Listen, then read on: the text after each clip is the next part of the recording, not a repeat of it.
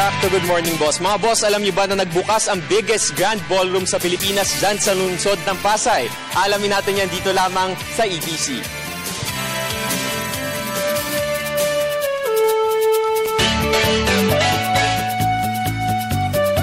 Hindi maitatangging kasabay ng mabilis na paglago ng ekonomiya at malaking pangangailangan sa infrastruktura.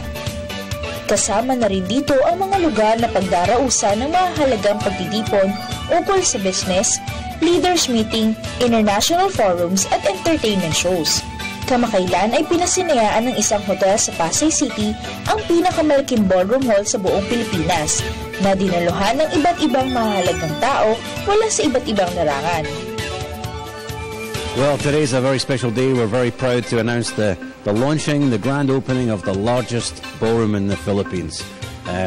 It's really a spectacular space, and it's not just a ballroom. Really, it's a fully fledged meeting facility, 8 additional meeting rooms. But the ballroom itself has got some very lovely signature features, from 12-meter ceilings, which is exceptionally tall. It's a 3,000 square meter ballroom, good for 2,500 people for a sit-down dinner, or up to 4,000 people for a cocktail event.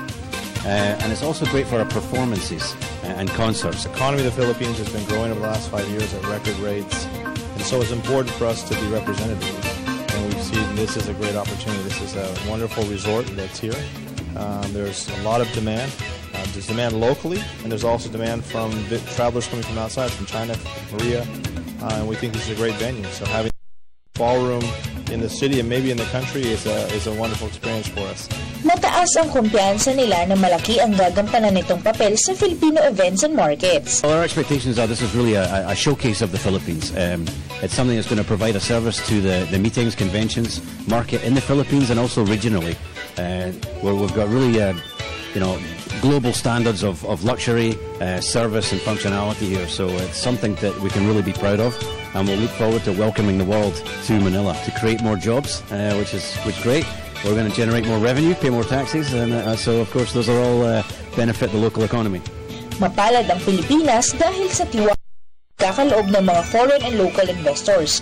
Tulad ng ganitong infrastructure projects na talagang pakikinabangan hindi lang ng iilan, kundi ng mas nakararaming tao dahil sa pinapasok nitong buwis at kabuhayan sa ating bansa.